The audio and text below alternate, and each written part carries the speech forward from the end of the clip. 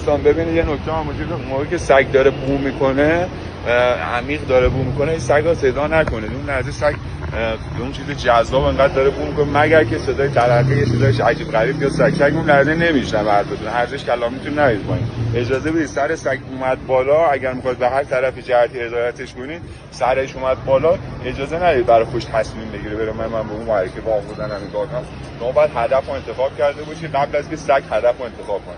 اگه که سرش با این داره بو میکنه داره میاره بالا، خیلی سگاشون ناهنجاری داره تا سر میاره بالا، یه واق برم اون یه کالاسی صاحب اصلا حواسش یه چیز دیگه.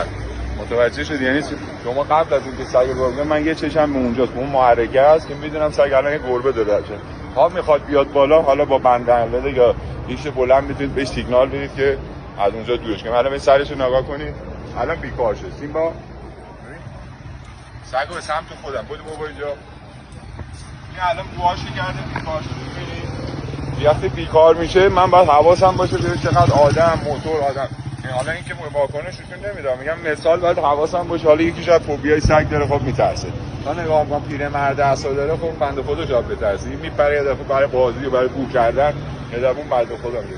این الان سرش الان پایینه، این الان دیگه الان کاری نداره. سیمبا بابا کنار من.